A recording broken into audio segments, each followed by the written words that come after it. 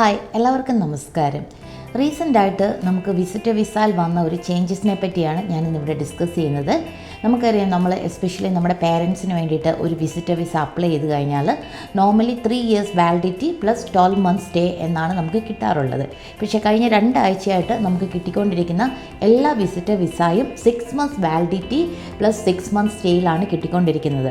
അതായത് നമുക്ക് ഇന്നിപ്പോൾ വിസ ഗ്രാൻഡ് ചെയ്താൽ അനദർ 6 monthsനുള്ളിൽ അവർ ട്രാവൽ ചെയ്താൽ അവർക്കിവിടെ 6 months നിൽക്കാം. അതുപോലെ തന്നെ അതിനകത്ത് നോ ഫർദർ സ്റ്റേ കണ്ടീഷനും ഉണ്ട്. അതായത് അവർക്കിവിടെ വന്നു കഴിഞ്ഞാൽ വേറൊരു വിസ അപ്ലൈ ചെയ്യാൻ പറ്റത്തില്ല.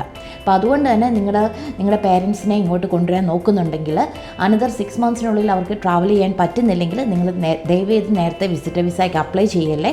അതുപോലെ തന്നെ നിങ്ങൾ ഏതെങ്കിലും തരത്തിലുള്ള പെർമനൻറ്റ് വിസ അവർക്ക് നോക്കുന്നുണ്ടെങ്കിൽ തീർച്ചയായിട്ടും ഇപ്പോൾ അവർക്കൊരു വിസ കറൻ്റ്ലി ഉള്ള ഒരു വാലിഡ് വിസിറ്റർ വിസ ഉണ്ടെങ്കിൽ അതിൽ നിന്നുള്ള ഓപ്ഷൻസ് നിങ്ങൾ ചെക്ക് ചെയ്യണം. കാരണം ഇനിയുള്ള ഫർദർ വിസിറ്റർ വിസയിൽ നോ ഫർദർ സ്റ്റേ കണ്ടീഷൻസ് ആണ് ഇപ്പോൾ കാണിക്കുന്നത്. അതുകൊണ്ട് നമുക്ക് അങ്ങനെ ഒരു കണ്ടീഷൻ ഉള്ളിടത്തോളം കാലം തന്നെ നമുക്ക് ഒരു പെർമനൻറ്റ് വിസയ്ക്ക് ഓൺ ഷോറിൽ നിന്നുകൊണ്ട് അപ്ലൈ ചെയ്യാനായിട്ട് പറ്റത്തില്ല.